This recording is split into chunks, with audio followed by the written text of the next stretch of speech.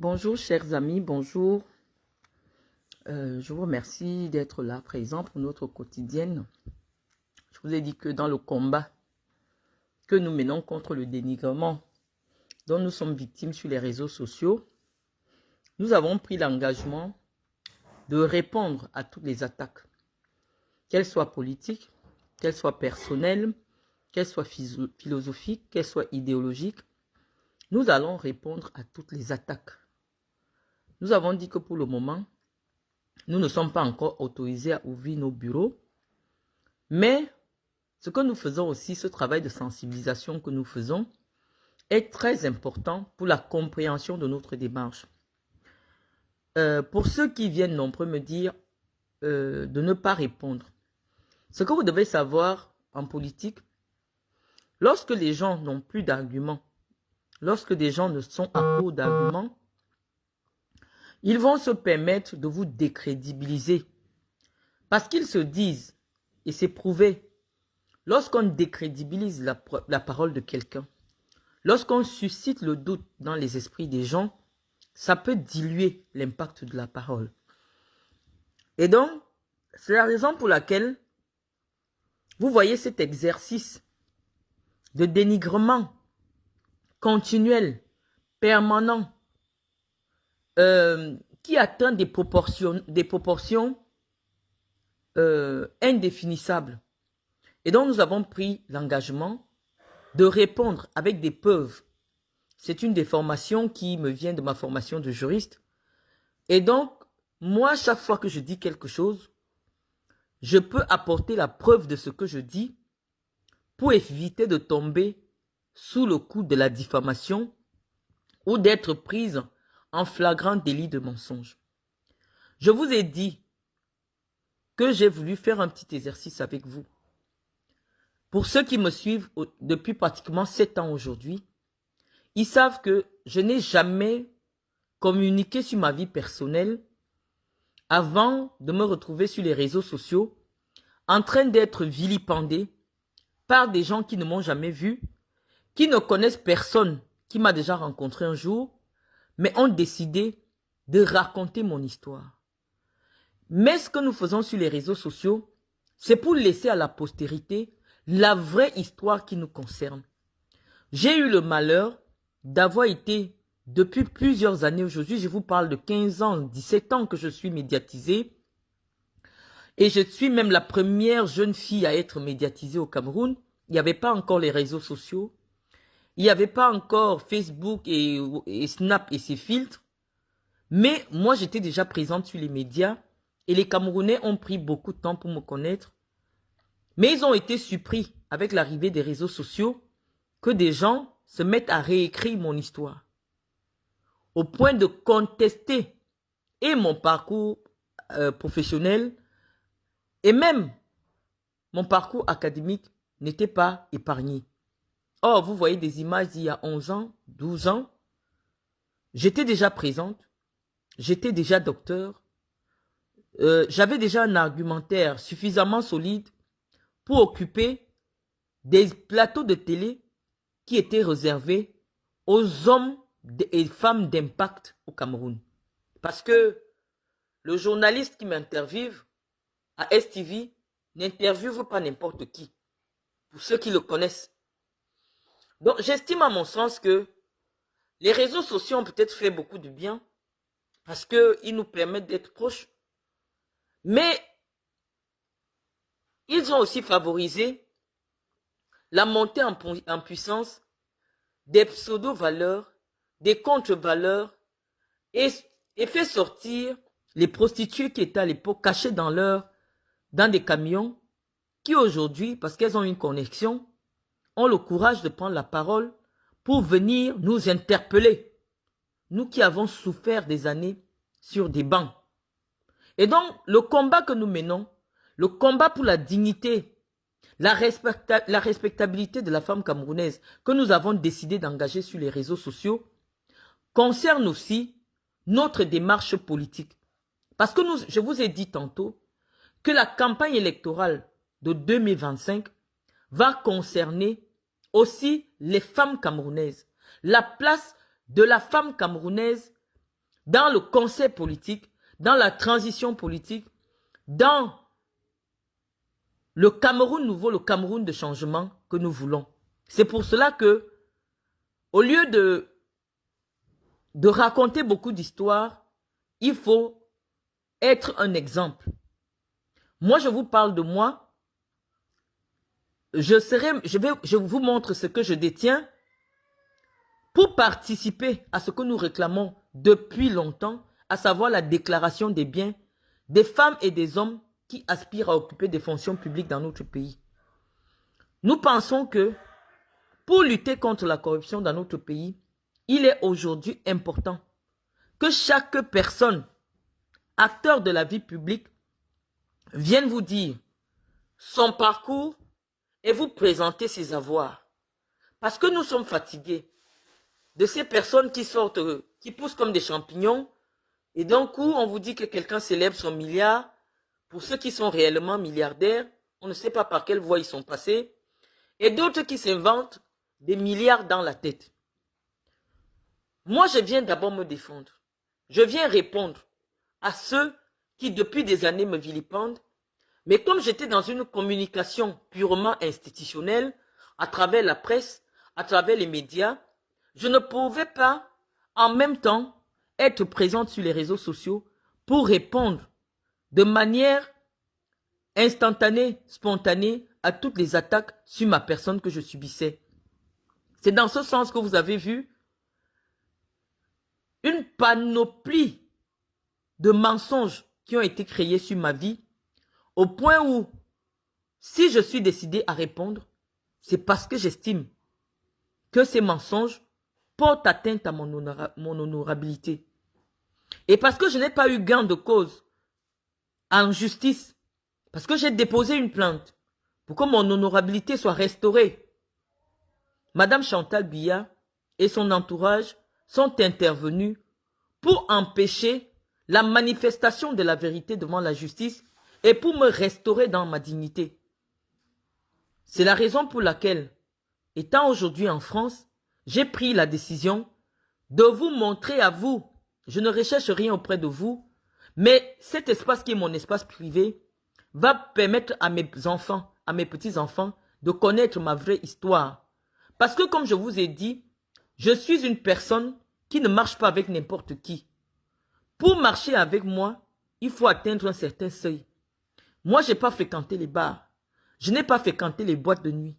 Très tôt, j'étais déjà au cadre. Donc, je n'ai pas eu le temps d'avoir des copines. Je n'ai pas eu le temps d'aller en boîte de nuit. Donc, c'est un peu difficile pour des filles de rue qui sont sur Internet, qui ont pignon sur rue, sur Facebook, de comprendre comment une femme de mon âge peut se prétendre un tel parcours, un tel bagage. Et donc, toute leur ambition sur les réseaux sociaux est d'essayer de me salir. Lorsque j'ai essayé de vous apporter les preuves, je ferai tout, que ce soit au niveau de la France, parce qu'en France au moins, je sais que je peux mettre un terme à cette campagne de diffamation dont je suis victime, de la part des personnes qui sont clairement identifiées comme étant celles qui participent à mon dénigrement, à mon humiliation depuis une dizaine d'années aujourd'hui sur Internet. Donc, nous allons commencer, parce que je vois que vous êtes déjà un certain nombre, nous allons commencer par convoquer Guylaine Chapuis, alias Masque Baboun, qui nous a, à la suite des petites photos que je vous ai faites, qui a quand même pensé dans sa petite intelligence de moineau. C'est-à-dire des gens qui n'ont pas pitié de leur tête, de venir m'interpeller au sujet des bêtises en me disant que je serais allé dans un restaurant, buffet à volonté à 9 €. J'étais au restaurant La Mandarine. Pour ceux qui sont à Nantes, ils connaissent. Je vais inviter tout le monde à aller vérifier sur Google le menu, le prix de leur brunch du dimanche. Pour ceux qui me suivent, ils savent que même quand j'étais au Cameroun, j'amenais Iris tous les dimanches au brunch du Hilton. Le brunch du Hilton, Le branche du Hilton Hotel de Yaoundé, c'est aussi un buffet à volonté qui ne coûte pas très cher.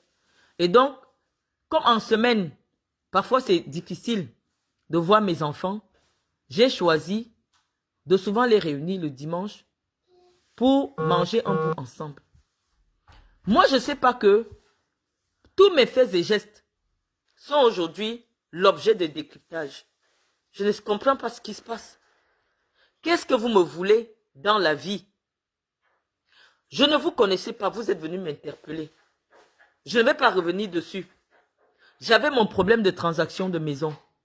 Guylaine Chapuis a commencé à m'insulter. Que je n'ai pas d'argent pour payer un loyer. J'ai posé les documents, je vais même encore reposter de toute la transaction. Il n'a jamais été question de location de maison. J'ai posé la décision de justice. Elles, comme ces femmes-là, elles nourrissent une jalousie maladive vis-à-vis de moi. Elles veulent exister au même niveau que moi. Elles ont commencé à me dénigrer en espérant que cette considération qui m'est accordée est peut-être injuste. Et donc, Guylaine Chapuis, je dis, nous sommes sur Internet. Il y a un restaurant, un seul restaurant à Saint-Heblin de Chinois. Il s'appelle La Mandarine.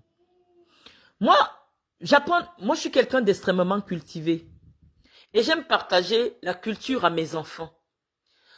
Lorsque je les ai fait découvrir un restaurant français, la gastronomie, de haute gastronomie, parce que je les ai accompagnés chez Joël Robichon, pour ceux qui connaissent de Saint-Germain-des-Prés. Ils ont mangé à Apicius. C'est des restaurants très chers. Mais en même temps, je voudrais qu'ils connaissent la cuisine du monde. Malheureusement, je ne connais pas de très bons restaurants camerounais à Paris. Mais sur la ville de Nantes, j'ai décidé de leur faire découvrir la cuisine chinoise. C'est de la culture.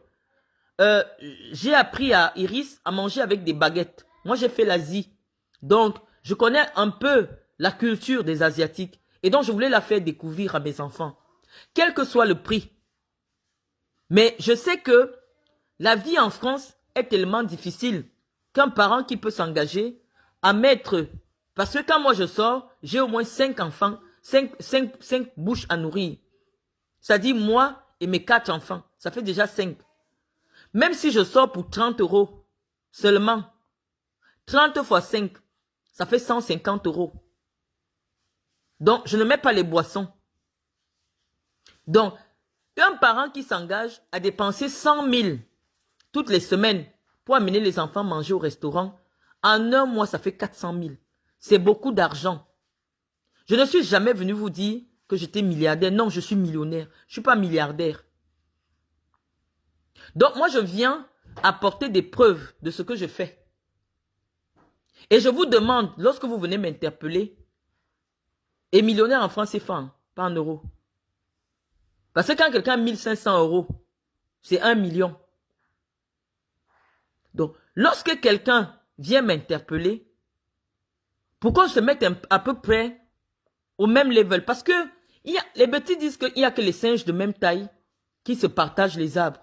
Moi, je veux savoir, parmi vos gars que vous cherchez à Yaoundé là, qui est-ce que j'ai pris? Parce que je connais un peu ma probité.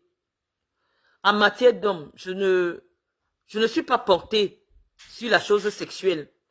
Depuis que vous parlez là, vous n'avez jamais trouvé un amant pour moi. Le seul que vous avez désigné, c'est mon propre père. Et je vous remets entre les mains de Dieu pour toute la profanation qui est faite aujourd'hui sur sa personne. Je vois des blogueurs qui partent l'exhumer, qui font en sorte qu'il parle, et plein de manipulations grâce aux intelligences artificielles. Je vous remercie parce que je sais ce que j'ai fait pour vos familles quand j'étais au Cameroun. Je sais ce que j'ai fait pour les mamans Bayam Salam quand j'étais au Cameroun. Je sais ce que j'ai fait pour les orphelins quand j'étais au Cameroun. Et donc si mon seul remerciement, pendant que je suis en France, pendant que je me repose, c'est ce bashing, cette humiliation collective, je vous remercie. Mais je voudrais vous faire comprendre que j'ai décidé de vivre hors du Cameroun. Ce que je dis avec mes compatriotes français ne vous concerne pas, surtout ceux qui ne sont pas abonnés à mon espace personnel. Je ne sais pas pourquoi je cristallise vos frustrations. J'ai souffert sur les bancs, rien n'a été donné. Il y a des diplômés, il y a des gens qui sont diplômés. Mais ceux qui ont la connaissance vous diront que, en dehors du diplôme, Marlène Mvoutou a de la connaissance. Ça veut dire que j'ai pris du temps de m'asseoir, de comprendre toutes les disciplines qui m'ont été enseignées. Et c'est la raison pour laquelle je peux aujourd'hui m'exprimer avec beaucoup d'aisance sur des sujets qui concernent mon domaine de connaissance. J'ai étudié. Je n'ai pas l'excuse. Parce que vous allez dire, oh, elle a tout eu, Mendoza avait tout, donc elle peut se permettre. Non, l'intelligence n'est pas génétiquement transmissible, non. On peut peut-être vivre dans un environnement qui vous favorise l'accès à l'école. Parce que même cet environnement-là, si ce n'était que l'environnement, c'est que Brenda Bia a 2 doctorats. Mais si Brenda Bia n'a pas traversé le bac, c'est bien la preuve que le tout n'est pas d'avoir de l'argent ou d'avoir un parent qui occupe des grands postes de responsabilité. Le tout aussi, c'est de se sacrifier. Moi, j'avais l'ambition. Lorsque j'ai souffert, j'ai souvent laissé mes enfants pour aller dans des pays faire des études. C'est parce que j'aspirais à faire développer mon pays, à contribuer au développement de mon pays. Mais si mon pays ne veut pas de moi, je ne vais pas forcer. Je préfère aller faire briller mon étoile ailleurs. Ce n'est pas une faute d'être docteur. Ce n'est pas une faute d'être intelligente. Parce que je vois tout le monde qui vient m'interpeller en me disant, oh, les soi-disant docteurs, les soi-disant, on n'a pas fermé la porte du doctorat. Il y a tellement de doctorats dans plusieurs domaines. Du plus simple au plus compliqué. Si c'est simplement le fait de porter un titre qui vous intéresse, faites un effort. À tout âge, vous pouvez recommencer. Faire le CP, faire le BPC. Mais je vous dis, c'est le fruit d'un long parcours qui est difficile. Donc, Guylaine Chapuis, je te dirais que lorsqu'on veut apprendre la culture aux enfants, lorsqu'on éduque des enfants, il y a des petites activités qui vont peut-être te coûter 1000 francs. Mais la leçon que tu vas enseigner à ton enfant, en lui montrant la culture de la restriction des Chinois, leur expliquer pourquoi les Chinois sont riches, pourquoi les Chinois vivent longtemps, parce que les Chinois mangent cru. Les Chinois mangent beaucoup cru. Donc j'ai besoin de transmettre cette culture à mes enfants en leur faisant fréquenter. Ce n'est pas pour faire les photos de Facebook. J'avais simplement prévu de faire un direct parce que j'avais constaté qu'il y avait de nouvelles personnes abonnées à ma page qui avaient besoin de connaître mon visage pour vérifier si c'est effectivement moi. Ou alors c'était un ordinateur qui parlait devant le canapé gris. Il fallait bien que je leur apporte la preuve que c'est bien moi qui utilise ce compte Facebook. Et non pour te narguer. Tu m'as interpellé sur mon habillement. Non, tu ne t'habilles pas bien. Tu portes des choses de marché. Tu n'as pas les moyens de t'habiller à la même dimension que moi. Parce que le pull vert que je porte, c'est du Éric Bompard. Il coûte 600 €. Va regarder, va sur le site d'Éric Bompard. Il coûte 600 €. 400 000 francs. 675 €. Il coûte 400 000 francs, un pull vert. Donc, si tu me dis que quelqu'un qui a faim peut porter le pull au vert de 400 000 francs, bon, va acheter pour toi, tu viens aussi monter, on va comparer. Donc, moi, je ne suis pas en compétition avec vous parce que je sais que je suis au-dessus de vous. Et la personne qui veut vient aussi poser comme je pose. Moi, je suis chef d'entreprise en France. J'ai posé toutes les preuves. Que ce soit les preuves administratives, que ce soit les preuves financières, elles sont sur ma page. J'ai été attaqué pendant des mois sur la régularité de mon séjour en Europe. Je vous ai dit, lorsque je rencontre le blanc, j'avais déjà mes papiers. Vous voyez le préfet de Loire-Atlantique, sur la lettre que j'ai postée, qui dit que mon titre de séjour français en 2020 était périmé depuis 5 ans. Ça signifie que quand j'étais en France, je vous l'ai toujours dit, j'utilisais mon titre, je venais souvent avec mon titre de séjour du Luxembourg. Je vous l'ai toujours dit. Et dès qu'il a périmé, j'ai sollicité le renouvellement de mon titre de séjour français. La lettre est là, elle vous explique. Mais il y a des gens qui sont restés, notamment cette folle de Matezoa, à expliquer que je me serais fait fabriquer un faux titre de séjour. Qu'est-ce que vous gagnez, mes sœurs? Qu'est-ce que je vous ai fait? Chacune de vous dans son intérieur, c'est que je ne vous connaissais pas. Et chacune assume le retour de ce qu'elle fait. Zoa est venue me provoquer sur les réseaux sociaux. Je ne l'ai jamais attaquée. Mais j'ai répondu de manière forte. Elle ne va jamais m'oublier de toute sa vie. Parce que j'ai fait bloquer les papiers de son fils à l'ambassade de France. Parce que j'ai ce pouvoir-là. Que les Français m'ont donné. D'écrire sur tout Camerounais. C'est pour ça que j'ai le renseignement. D'écrire sur tout Camerounais qui fait le faux en France. C'est mon pouvoir que j'ai. Dès que quelqu'un vient me donner l'information qu'une personne truque les allocations familiales, je saisis la CAF. Dès qu'on vient me donner l'information qu'il y a une personne qui est en train de faire les faux papiers, les fausses reconnaissances, j'écris à la préfecture et on bloque les papiers. C'est ce que j'ai fait à Zoa. C'est ce que j'ai fait à Zoa. Son fils ne peut jamais sortir. Il est signalé partout. Parce qu'elle est venue me provoquer, elle a pris mon bébé, elle a affiché sur sa page, elle a insulté mon mari, elle a dit tout ce qu'elle voulait sur mon mari. J'ai réglé ça comme en grande personne. Maintenant, Guylaine Chapuis dit que j'ai créé un scandale pour la nuire dans ses relations à la présidence. Or, c'est elle qui est venue me provoquer. Je suis dans ma détresse. On a tout cassé. Tout ce que j'ai essayé de construire au Cameroun pendant les 3 ans que j'étais là. Même acheter un fauteuil de 500 €, c'est de l'argent. J'ai fini d'aménager une maison. Des bandits sont entrés chez moi. Ils ont tout cassé. Je suis dans la détresse. J'ai perdu de l'argent. J'ai perdu des biens. J'ai perdu des bijoux.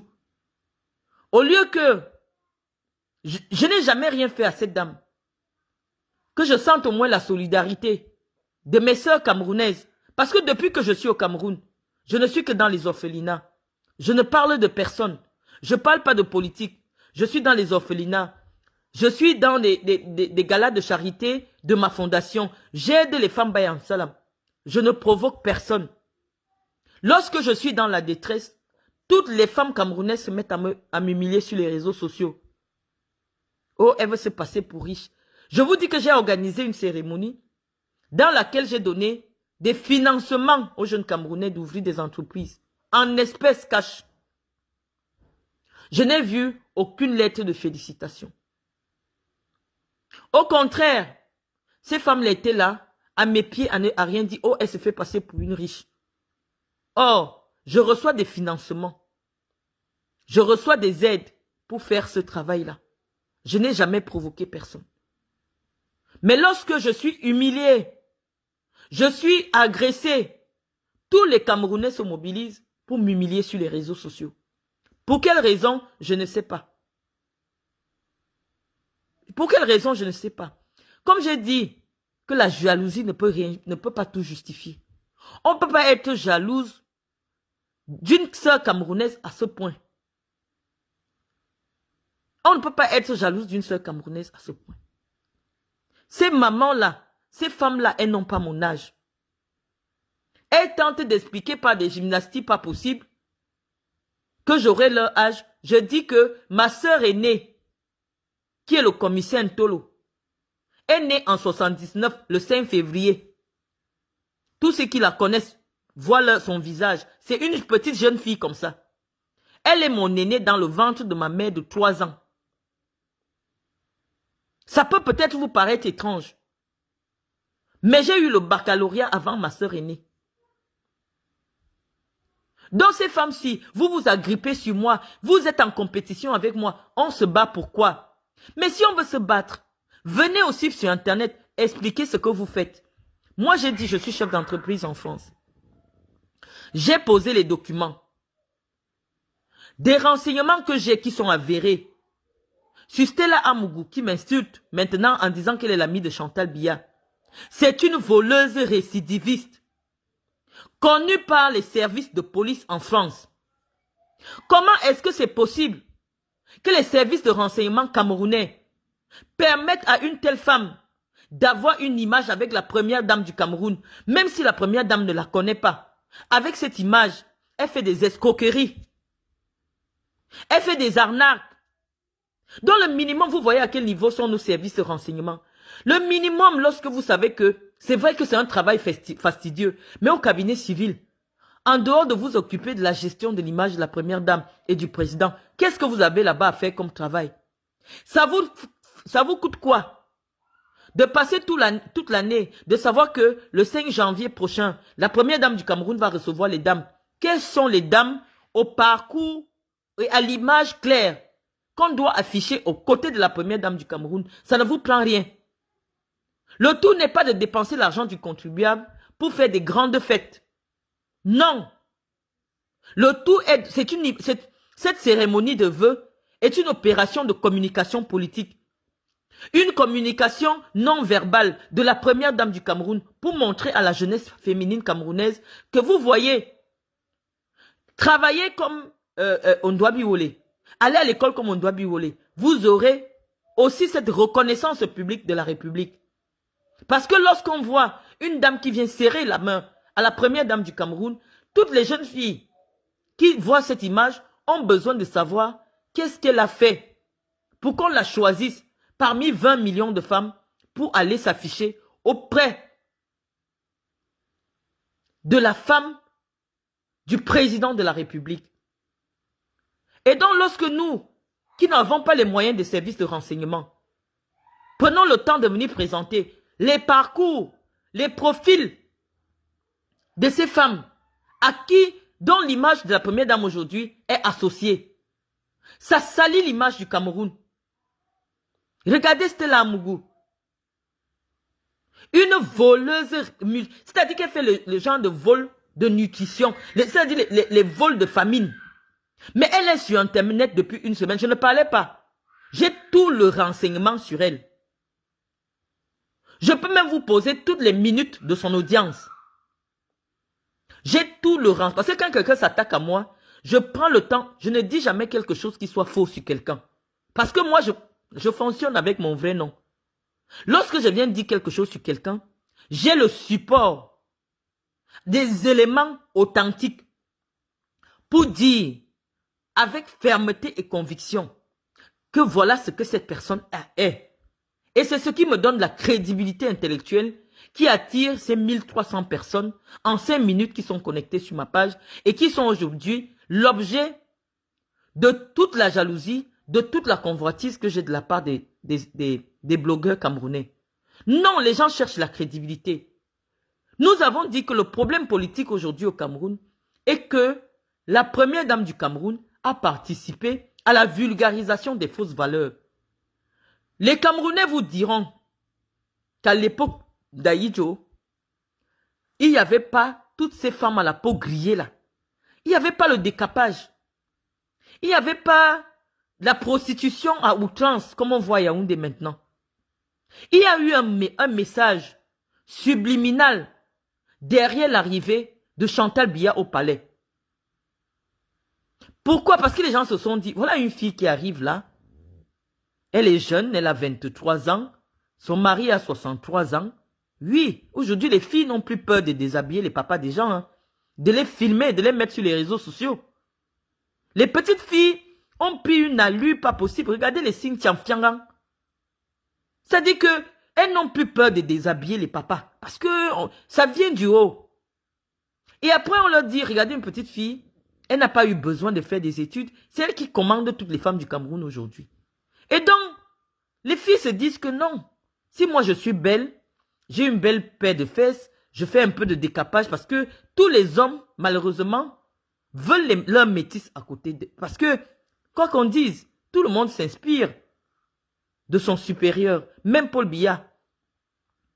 Pourquoi il voulait absolument la métisse? C'est parce que son mentor politique, qui est Aïdjo, avait une femme métisse. Donc lui aussi, même dans sa vieillesse, a voulu avoir sa part de métisse. Mais comme les métisses ne sont pas nombreuses, les filles sont devenues métisses de manière artificielle. Aujourd'hui, quand vous allez à Yaoundé, ouvrez le Facebook camerounais. C'est la course à celle qui deviendra blanche en 48 heures. Pourquoi aucun sociologue ne veut expliquer clairement? Je comprends les pauvres. Après l'assassinat d'André Benvin, ce n'est plus facile pour un sociologue de poser une étude claire de la mentalité des Camerounaises.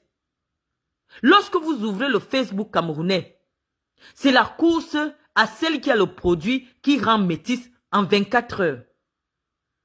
Et donc vous voyez toutes là, elles se ressemblent avec des visages complètement détruits, les peaux complètement détruites, les faux cheveux et tout ça. Ça vient d'où? Essayez de voir. Parce que lorsqu'on dit le métier d'influenceur, lorsqu'on dit que Chantal Biya est une influenceuse, oui, quand vous regardez là, sa façon de mettre ses perruques, il n'y a que Chantal Biya qui a des perruques aussi désordonnées. Ses allures, des talons, tout ça, elle s'inspire de la femme qui est leur modèle. Mais nous autres, on a eu la chance de vivre dans un milieu qui est protégé. Moi, mon modèle, c'est Simone de Beauvoir. Mon modèle, c'est Simone Veil. J'ai d'autres. Mes référentes, c'est Rachida Dati. Mais les pauvres petites Camerounaises qui n'ont peut-être pas cette ambition-là, leur référente, c'est qui? C'est Stella Amougou. C'est Chantal Biya. C'est Guylaine Chapuis. Et là, quand on convoque Guylaine Chapuis, on dit à Guylaine Chapuis, maintenant tu es assise, tu insultes un docteur. Jusqu'aux fesses, tu insultes tout sur elle. Tu la méprises. C'est quoi ton parcours? Guylaine Chapuis va vous dire que il y a une fille à Yaoundé qui m'a donné des papiers. J'ai voyagé. Elle m'a donné ses papiers, où elle a pris des papiers chez qui elle est venue me donner, j'ai voyagé. Après, j'ai été femme de ménage chez une Camerounaise qu'on appelle Coco Lago. Je nettoyais son bar. Après, j'ai trouvé mon blanc. Et le blanc, là, maintenant, c'est un papa qui est âgé. Donc, maintenant, il me dégoûte. Guylaine Chapuis a le courage de dire que son mari la dégoûte en direct sur Facebook. Et personne ne va lui dire. Est-ce que tu te rends compte qu'il y a des petites filles qui t'écoutent? Qui t'a demandé d'aller chercher un homme qui est 30 ans plus âgé que toi? Maintenant, tu es sur Facebook à dire qu'il te dégoûte. Est-ce que c'est ça l'image du mariage que nous voulons vendre à nos enfants? Le mariage, est-ce qu'on va en mariage uniquement parce que l'homme a des moyens? Est-ce qu'on va en mariage pour aller profiter de ce que l'homme a déjà travaillé, ou alors est-ce qu'on va en mariage pour aider cet homme-là à devenir quelqu'un? Non, ces questions ne se posent plus. Parce que ces femmes-là sont sur Internet pour interpeller des dames de mon rang qui ont passé des années sur les bancs et qui ont construit leur vie, chaque pierre sur chaque pierre.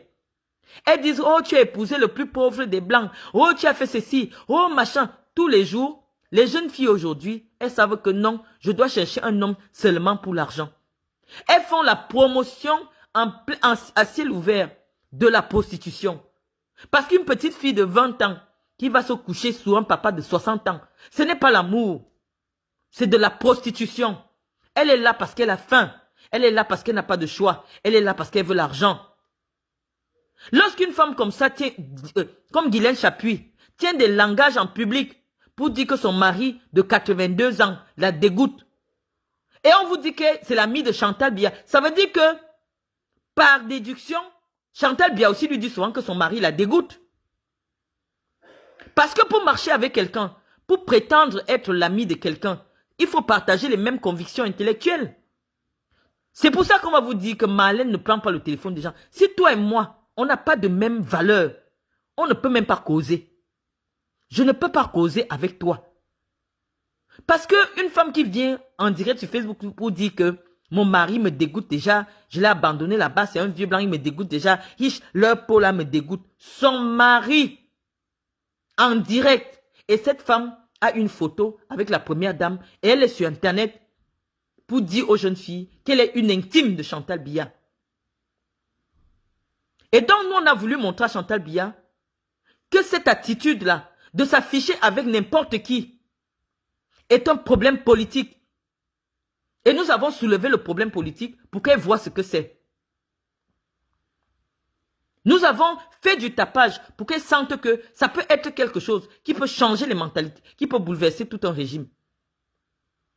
C'est inconcevable que la première dame d'un pays s'affiche avec des femmes qui volent à l'étalage en France. Ce n'est pas du sabotage. On vous dit qu'on a arrêté Stella parce qu'on a reconnu ses tatouages. Et quelqu'un va venir me dire que non, il y a beaucoup de Stella. Comment aussi il peut dire qu'il y a beaucoup de Marlène Mvuto? Mais comme toute bandite, elle a une marque sur elle. Et c'est à cause de sa marque qu'on l'a arrêtée.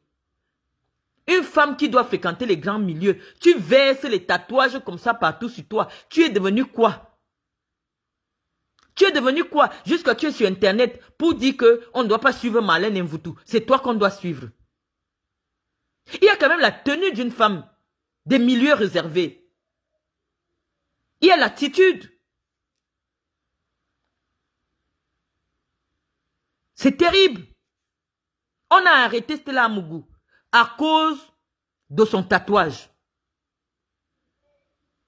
Elle est revenue. Parce qu'ici en France, quand je vous disais qu'ils se font fabriquer plusieurs cartes d'identité pour prendre pour aller voler le matériel informatique comme ça, elles travaillent avec des Nigérians. Donc elles ont plusieurs cartes d'identité. Sauf qu'on l'avait déjà remarqué là où elle avait volé la première fois. Quand elle revient, c'est à cause de ses tatouages qu'on l'a arrêtée. Mais elle est sur Internet pour dire que Marlène Mvuto n'a rien. Elle est bien assise. Stella Amougou, une seule personne ne peut pas avoir ton nom. Une seule personne ne peut pas avoir les tatouages visibles. Une seule personne ne peut pas, une même personne ne peut pas habiter la région parisienne. C'est-à-dire que toutes les informations de cette dépêche de presse, c'est toi. C'est toi qui habites la région parisienne. Je vais même mettre toutes les informations de cet article où tu prétends recevoir 1000 € d'allocation. Si on se trompe, viens nous poser ce que tu fais légalement en France qui te donne le courage de t'asseoir et de me traiter de femme qui a faim. De traiter une femme chef d'entreprise en France de femme qui a faim. J'ai posé tous mes comptes bancaires. Je ne suis pas endetté. Je ne suis pas endetté, non.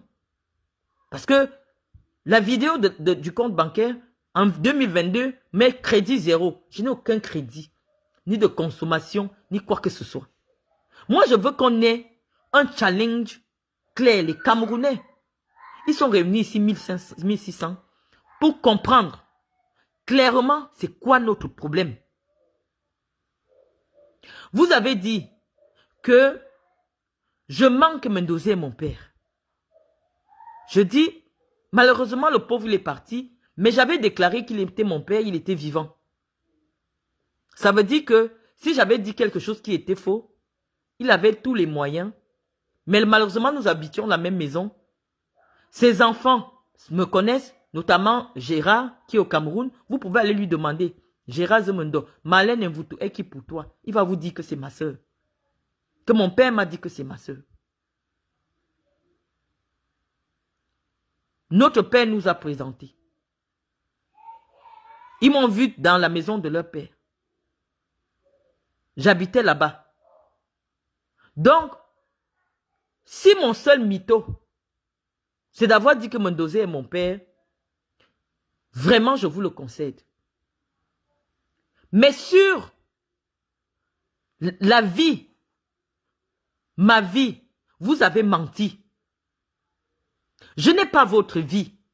Je n'ai pas cherché le blanc pour les papiers, non.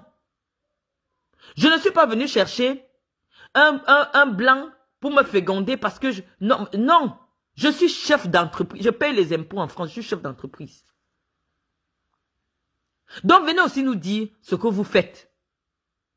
On commence d'abord par là. Laissons les injures de bas les étages. Oh, elle a mis le filtre. Oh, elle n'a pas mis le filtre. Vous avez vu mes images il y a 11 ans. Je ne me maquillais même pas. Je ne mettais ni le rouge à lèvres, ni le fond de teint. C'est avec la vieillesse aujourd'hui. Les lumières ont changé dans les chaînes de télé. Bah, on est obligé parfois de mettre du fond de teint. Et le fond de teint, ça paraît plus clair.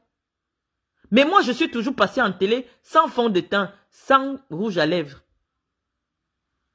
Je ne me maquillais pas. Donc, sur cette vidéo que je vous ai posée, c'est mon visage sans maquillage. Il y a 11 ans. Je n'ai jamais décapé ma peau. C'est pour ça que je ne suis pas comme vous. Quand vous venez, vous me regardez, vous vous mettez à m'envier. Non, moi je ne suis pas décapé.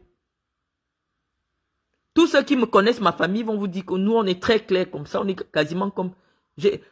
en fait, il y a des noirs et il y a des très clairs. Moi, je suis comme ça depuis des années. Donc, la jalousie, ça ne s'explique pas. Je sais que vous êtes jalouse de moi. Mais ce n'est pas ce que vous faites là qui va faire en sorte que là où moi et vous, je suis assise, que Guylaine Chaput puisse s'asseoir. Non.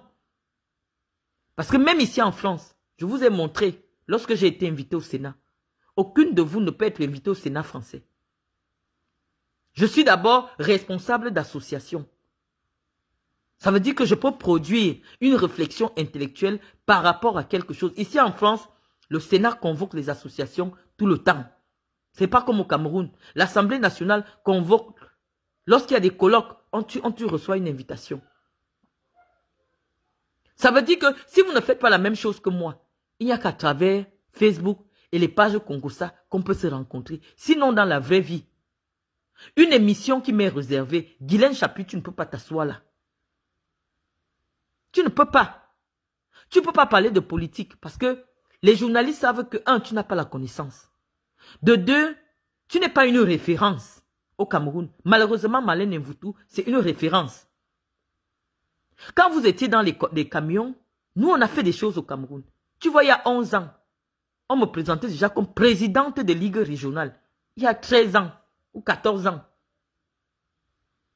On me présentait déjà comme docteur. Donc, je ne suis pas venu avec la création de la page Facebook, venir me créer un profil, non. C'est pour ça qu'on va sortir les archives. Moi, je suis prête à continuer le clash avec vous. À une seule condition, que chacune vienne me poser les éléments. Parce que là, j'ai seulement montré un seul élément de réponse. J'ai entendu Stella Mugou dire que j'ai osé dire que ma fille a 15 000 € dans son compte. J'ai posé tous les éléments. J'ai posé. Parce que moi, quand je parle quelque chose, c'est ce que je peux prouver.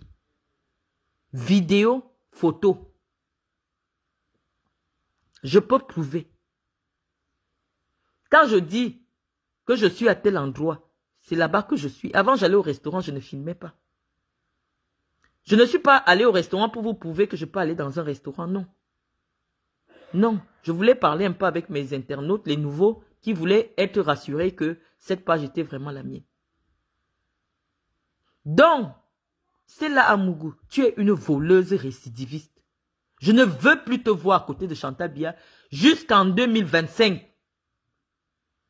J'appelle la DSP ici à veiller à ce que ces gens-là ne traversent plus jamais les demeures du président de la République.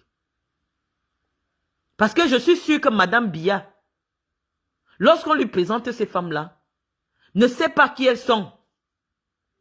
Nathalie Moudiki ne sait pas qui est Stella. Nathalie Ngamba, te voilà maintenant partout sur Facebook avec une voleuse à l'étalage. Une digne fille boulou comme toi. Tu es allée à l'école. Tu es directrice à la SNH. Te voilà sur Facebook. Parce que cette photo-là, elle fait le tour de Facebook où tu tiens ses mains. Tu as quoi en commun avec Stella Amougou? Qu'est-ce que tu as en commun? Parce que l'autre moins peut dire, ah, elle n'a pas eu de chance. Mais ton père était un notable à Samblima. Et t'a permis de faire des études. Qu'est-ce que tu fais sur les photos avec Stella Amougou, une voleuse, une femme qu'on arrête tous les jours en France dans les magasins en train de voler? Quelle humiliation! Je sais que tu ne la connaissais pas. On ne reçoit pas n'importe qui. Tu es tellement proche de la première dame que lorsqu'on te voit avec quelqu'un, on sait que c'est une personne qui est proche de la première dame aussi. Tu fais quoi sur les photos avec Stella? Stella, c'est une lesbienne. Ça, c'est vrai. Elle a peut-être été introduite par les réseaux lesbiennes. Je sais que dans votre monde là-bas, ça tourne trop autour de ça. Mais ce n'est pas une raison, même pour faire du lesbianisme. On ne fait pas le lesbianisme avec n'importe qui. On ne va pas avec n'importe qui.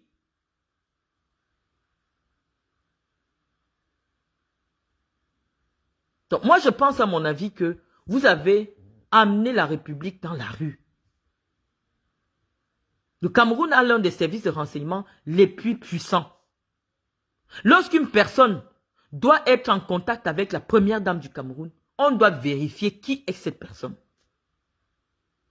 On doit savoir qui est cette personne qui est sur la photo avec Madame Chantal Biya. Parce que les gens marchent avec les photos de Chantal pour escroquer les gens. Comme Medoulou est venu escroquer ma mère. Avec son WhatsApp.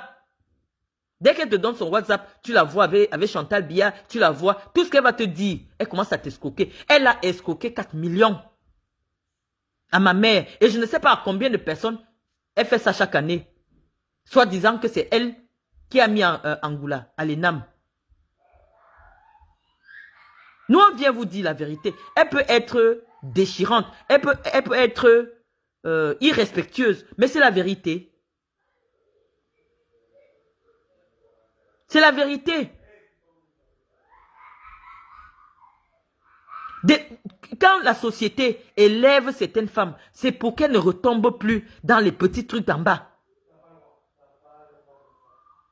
Même moi, je dis que même moi, depuis que je suis sur les réseaux sociaux, je n'ai plus jamais dit que je viens à la présidence. Oh, je venais à la présidence. Je venais en fait à la présidence. Chaque fois, soit je venais avec le professeur, soit Sandra me donnait le billet. Mais j'ai décidé, je ne viens plus à la présidence. Parce que la qualité des personnes qu'on retrouve aujourd'hui lors des événements à la présidence, c'est la rue. C'est vrai que c'est le palais du peuple. Mais ça doit être réservé. Aux gens, même le balayeur de la rue, on doit choisir le meilleur balayeur de la rue. Pour aller représenter les balayeurs de la rue. Même si c'est les mototaximans, on prendra le meilleur des mototaximans. Parce qu'il s'agit de montrer aux jeunes que ces personnes que vous voyez à côté du président et de la première dame sont des gens qui doivent vous inspirer. Parce que c'est un honneur d'être reçu par la première dame. C'est un honneur d'être reçu par le président de la République. Parce que nous avons ces informations-là. Que nous venons, on vient se fâcher. Une femme qui a fait les poufs. Une femme qui a fait des maisons closes, comme Guylaine Chapuis. Elle est sur Facebook maintenant, à escroquer les gens. Et vous connaissez les affaires de ces femmes-là. Oh, je vais te faire nommer ministre. Oh, Chantal est mon amie. Oh, ceci, cela. Elles ont pris 10 millions à une femme qui est venue pleurer ici sur les réseaux sociaux. Medoulou raconte partout qu'elle est la maîtresse de Motazé. Elle va faire payer les marchés aux gens. Ils ont pris 10 millions à la femme là. Et comme elles sont amies avec toutes les blogueuses, elles bloquent la route pour que les femmes ne partent pas se plaindre. D'où le recrutement des femmes comme Fleur de Lille et tous les blogueurs. Vous voyez qu'elles travaillent en concert, ces femmes-là, avec tous les blogueurs. Parce que malheureusement, sur Internet, si vous n'avez pas la visibilité, quelqu'un vous fait quelque chose, vous pouvez pas aller vous plaindre. Il y a des gens même ici qui ont une vie à protéger. Quand on les escroque, ils préfèrent supporter. Parce que malheureusement, même en venant dénoncer quelqu'un, tu es obligé aussi de t'exposer. Medoulou marche partout. C'est elle qui est la dame de compagnie de Chantal Biya. C'est elle qui est la maîtresse de Motazé. Elle peut faire payer les marchés. Elle peut faire ceci. Elle peut faire cela. Voilà son travail dans le Djay Lobo. À prendre l'argent aux enfants qu'elle va les mettre à l'INAM. Tu ne peux pas aller te plaindre. Elle te fait arrêter. Elle dit que c'est la première dame qui a demandé qu'on arrête elle. C'est la première dame qui a demandé. Attendez, qui va encore vous soutenir dans des choses comme ça?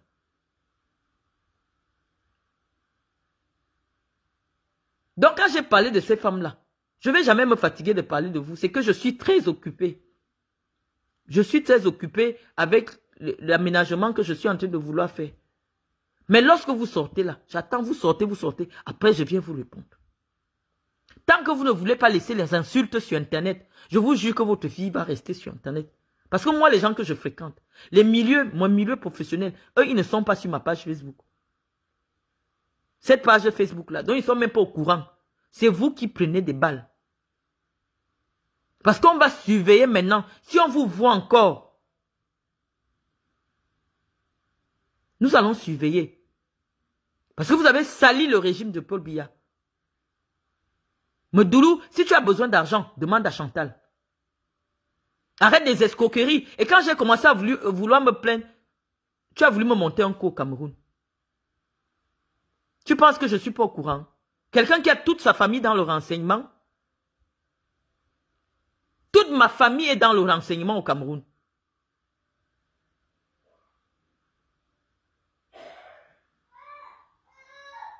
Donc je suis en train de te faire comprendre que toutes les insultes, toi Medoulou, maman bébé, que tu as envoyé à ma mère par téléphone, je vais afficher ça comme ça.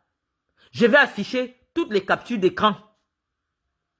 On continue. Je t'ai déjà dit d'arrêter la femme Bamoun là. Tu ne veux pas. Parce qu'elle t'a déjà léché. Tu as déjà perdu la tête. Et elle a amené ton nom chez les marabouts. C'est toi qui peux arrêter tout ce qui se passe sur les réseaux sociaux. Parce que si le nom de Chantal Biya est sali aujourd'hui, c'est à cause de toi. Parce que je vous ai dit, je suis kamikaze.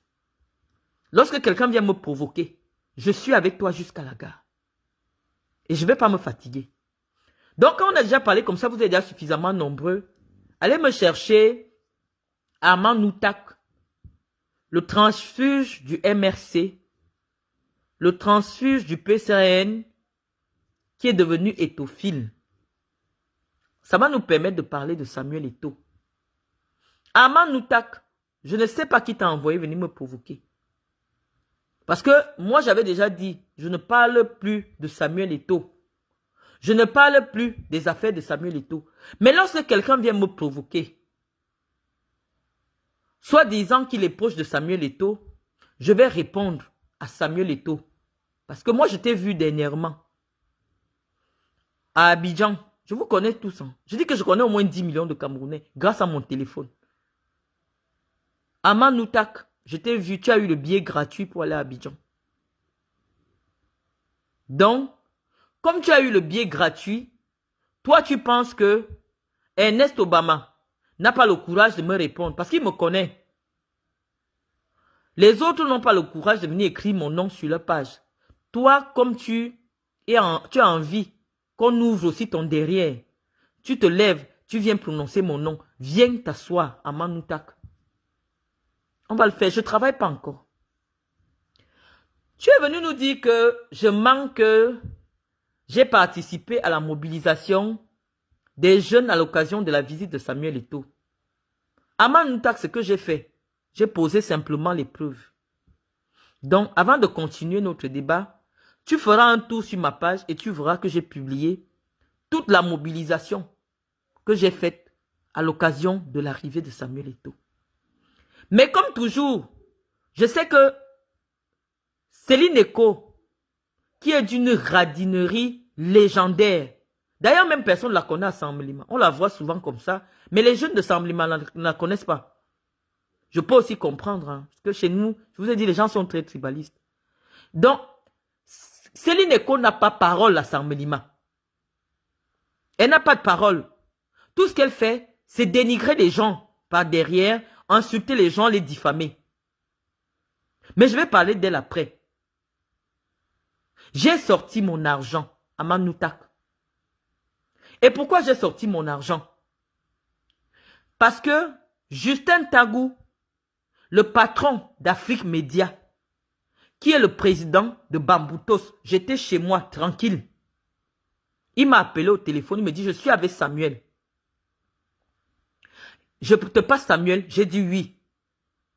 J'ai parlé avec Samuel Eto'o. Samuel Eto'o n'est pas mort. Au moins, il est président aujourd'hui, il ne peut pas s'exprimer n'importe comment. Président de la FECAFOOT, parce qu'il ne faut pas qu'il comprenne. Il est président de la FECAFOOT, pas président de la République. Justin Tagou est encore vivant. Je n'ai pas envie de mettre le numéro de Justin Tagou sur Internet, parce que c'est un proche à moi. C'est quelqu'un que j'estime. Mais je pouvais mettre toute la conversation sur Internet. Mais c'est mon ami, je ne le fais pas. Mais moi, je cite les contemporains. C'est Justin qui m'a téléphoné. Samuel n'avait pas mon téléphone. Et après ce direct, je mets la preuve que j'ai bloqué tous les numéros d'Ernest Obama sur mon téléphone. Moi, j'ai bloqué Ernest Obama depuis 2 ans sur mon téléphone. Dès que je t'ai mis le direct ici, je vais mettre. J'étais à Douala quand Ernest Obama commençait à me téléphoner que Marlène, il faut aller parler, à faire l'émission La Reine. Je lui ai dit, Ernest, actuellement, je suis dans une position délicate parce que j'ai envie de prendre la Ligue régionale du Sud. Si je commence à m'afficher maintenant que je suis pour Samuel, on va m'atomiser dans le Sud. Va à l'émission. Ernest Obama est toujours vivant. Nous étions à... On n'avait même pas encore appelé Jean-Bruno Tagne. J'ai dit à Ernest, j'ai envie d'être candidate dans la Ligue régionale du Sud. Actuellement, c'est Seydou Bomojoya qui organise l'élection. Et au niveau des régions, il est en train de s'assurer d'avoir des délégués qui sont pour lui. Lui, il sait que je ne peux pas le soutenir. Parce que si Samuel veut être candidat, il sait que je vais soutenir Samuel. Et il ne va jamais me laisser passer. C'est comme ça que je suis allé me battre dans le Sud. Quand je vais me battre dans le Sud, Céline Eko, qui n'a pas le coup, elle est tellement radine, cette femme, je ne sais pas. Je ne sais pas si c'est un grec qui l'a accouché, je ne sais pas. Cette femme est d'une radinerie pas possible. Elle sait que l'argent va parler au Sud. Et elle n'aime pas donner l'argent aux gens. Elle fonctionne uniquement par l'intrigue. Elle s'est levée, elle allait dire à Seydou que voilà Marlène qui est en train d'être candidate au Sud. Si vous la laissez passer, vous savez que je suis avec vous, non? Seydou dit oui. Je dis, hein, j'ai eu un entretien avec Tombi Aroko. Les contemporains sont là. Moi, je parle, je suis maintenant au Cameroun. Je vais sortir toutes les choses des gens. Tout le monde va passer ici. Dès que quelqu'un prononce mon nom, je viens dire, parce que moi, je dis toujours la vérité. Je suis allé déposer mon dossier dans le Sud. Céline Eko est partie chercher mon dossier à la cour d'appel. Avec ces gens. Le juge Gilbert Schlick est encore là. Pour demander que on ne laisse pas passer ma candidature au Sud. Parce qu'elle a dit à Seydou que moi je suis la personne de Samuel. Que si on tente de me laisser passer au Sud, Samuel va prendre le Sud. Je suis chez moi. Ernest Obama me téléphone. Il me dit, Marlène, je sais que tu es avec nous. On va te soutenir dans le Sud. Je dis, il n'y a pas de problème. C'est Ernest Obama qui me dit que, mais Céline est en train d'entrer dans les bureaux partout pour te descendre. Ça va être difficile que ta candidature passe. Je dis, on va voir. Quand on est passé aussi au conseil de quoi là où les juges Schlick ont statué, ma candidature a été retoquée. Je n'ai pas pu être candidate. Et comme je n'ai pas pu être candidate, normalement, elle s'est positionnée. Ils m'ont créé une histoire chez Camerounais. J'ai laissé l'argent là-bas aux délégués pour pouvoir me faire les parrainages. Il y avait celui qui est actuellement président de la Ligue départementale de l'Anvila, qui était en charge de me remettre les parrainages. Ils sont allés me faire des faux parrainages. Mes amis, je ne sais pas s'ils sont faux parce que en droit, pour dire que quelque chose est vrai, il faut avoir ce qui est vrai. Mais ces parrainages n'ont pas été validés. C'est les boulots, hein. Parce que le même gars travaillait aussi pour Céline Eko. C'est-à-dire que j'ai organisé un tournoi là-bas. J'ai partagé les équipements, comme vous avez vu. J'ai mobilisé les équipes. J'avais tout le monde derrière moi. Mais Céline Eko avait une seule arme contre moi. La sorcellerie et la médisance. Et le trafic d'influence. Parce qu'elle ne donne rien à personne. Quand elle vient vous voir, elle dit que, tu sais, j'ai eu le président hier. Le président dit vraiment que dans le sud, là, Marlène Mvutu ne doit pas passer parce que, comme j'ai eu le président de la République hier, c'est ce qu'elle a dans la bouche. Et chez nous, là-bas, bah, tout le monde se met à plat ventre. C'est Céline. Tout le monde sait que non, elle vivait avec le président. Donc, c'est comme ça que Céline Eko gagne l'élection. Sans bouger, sans rien faire. Et dès qu'elle gagne l'élection, elle se retrouve à Yaoundé. Quand elle se retrouve à Yaoundé, Samuel Eto'o n'a pas de choix. Puisque Céline raconte à tout le monde que Vondayolo, c'est son grand frère. Et je vais vous dire comment je sais. Je suis avec un ami à moi qui est ambassadeur au Gabon. Il me fait comprendre que j'étais avec une femme de la FECAFOOT. Là, je lui demande c'est qui. Il me dit Céline Eko, la petite sœur du DCC. Parce que cet ami est un ami intime du DCC. Donc quand je parle comme ça, le DCC, c'est puisque lui et moi, on était au domicile du DCC. Donc le DCC sait que je ne mens pas. Je ne veux pas seulement donner le nom de l'ambassadeur, mais si ça m'énerve, je veux aussi donner le nom. Donc j'étais avec cet ambassadeur au domicile du DCC. Et c'est lui qui me dit que je connais une sœur du DCC là. La petite sœur du DCC. Je lui dis, qui est la petite sœur du DCC? Il me dit, Céline Eko. Je dis, ah bon? Oui. Je dis, je vais un peu l'appeler. Je vais lui dire que... Je dis, je connais Céline Eko. C'est une sœur à moi aussi. Elle est de chez moi. Il me dit, bon, je vais l'appeler. Il appelle Céline. Il met Céline Eko sur haut-parleur. Nous étions au Hilton. Il dit, bonjour, la petite sœur de mon ami. Elle dit, bonjour. Je suis avec une femme là, une personne là que tu dois connaître. Elle était à la FECAFOOT. Elle fait des choses dans le football comme ça. Céline répond. Qui ça? Je dis, elle était à la CRTV. Ça ne te vient pas en tête? Il dit, non, ça ne me vient pas en tête. On dit Marlène. Elle dit, quelle Marlène? Il dit, Marlène Mvutu. Il dit, ah, celle-là. Oh, est-ce qu'elle fait même le foot? Elle n'a jamais fait dans le foot, hein? Elle n'a jamais fait dans le foot. Même à la CRTV. Elle a seulement fait un petit stage de 6 mois. Devant moi, Céline. Je ne t'ai jamais dit ça. Et tu sais que c'est la vérité. Tu parlais au téléphone. Que moi, j'ai fait un stage de 6 mois. Au maquillage. À la FECAFOOT. À la CRTV. Et que moi, je n'ai jamais fait dans le football au Cameroun. C'est ce que tu as dit. Devant moi, je suis ta petite soeur du Djay Lobo. Tu ne sais pas. Peut-être que le ministre gabonais là, ou l'ambassadeur, c'est même pas le ministre c'est à part. L'ambassadeur là, il avait peut-être besoin de me recommander quelque part. Mais tu m'as descendu. Alors que je ne t'ai jamais rien fait. C'est moi qui t'amène à l'Assemblée générale de la FECAFOOT en 2013. Personne ne voulait de toi. Même Iya Mohamed, quand je vais négocier avec Iya Mohamed au Hilton, je suis avec le colonel Ango. J'impose parce que je me dis quand même que il faut que nous soyons au moins 2 femmes sur les 9 délégués. Personne ne veut t'amener. Ni le docteur Nvin, ni Jacques Nzam. Je me dis non, nous sommes 2 filles de Sangmalima.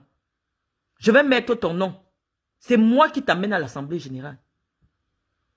Mais c'est toi qui es parti raconter des choses à Belling et Boutou, me concernant. Et j'ai eu encore la preuve, parce que quand on venait me donner les informations sur toi, à un moment, on me disait que tu me faisais la sorcellerie. Je ne croyais pas, parce que j'ai été naïve. Quand j'étais dans ces affaires-là, j'ai été beaucoup naïve. J'ai été naïve, Céline. Mais lorsque j'ai entendu devant moi comment tu me descendais, tu me faisais passer devant un ambassadeur du Gabon, comme une mythomane.